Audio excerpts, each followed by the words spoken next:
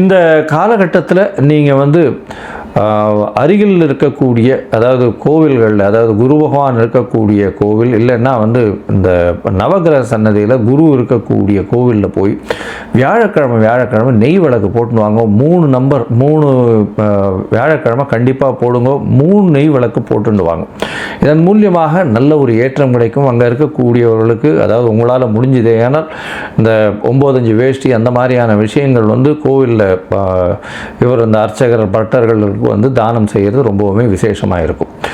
இந்த காலகட்டத்தில் உங்களுடைய தசாபுக்தி அந்தரம் சூக்ஷ்மம் அந்த அளவுக்கு விசேஷத்தை கொடுக்கல அப்படின்னா, நீங்கள் வந்து திருவல்லிக்கேணி பார்சாரதியை போய், அவர் வந்து ஜெகதாச்சாரியன் எல்லாவற்றிற்குமே குருவானவர் அப்படின்னு சொல்லக்கூடியவர். ஏன்னா பகவத்கீதை கொடுத்ததுனால எல்லாவற்றிற்கும் குருவானவர் கிருஷ்ண பரமாத்மா. அவர் வரும் திருவல்லிக்கேணி பார்சாரதியை போய் பார்த்துட்டு சேவிச்சுட்டு வர்றது, அதுவும் இந்த காலகட்டத்தில் போய் சேவிச்சுட்டு வர்றதன் மூலியமாக அவருக்கு முடிஞ்சதுன்னா உங்களால் ஒரு துளசி மாலை வாங்கி போட்டுட்டு வர்றது, நெய் விளக்கு ஏற்றிட்டு வர்றது, இதெல்லாம் வந்து முல்லைப்பூ வாங்கி கொடுக்கறது, இதெல்லாம் பண்ணிட்டு வர்றதன் மூலியமாக உங்களுக்கு வரக்கூடிய எந்த விதமான பிரச்சனைகளாக இருந்தாலும் சரி, நிச்சயமாக வெயிலை கண்ட பனி போல உருகி செல்லும்.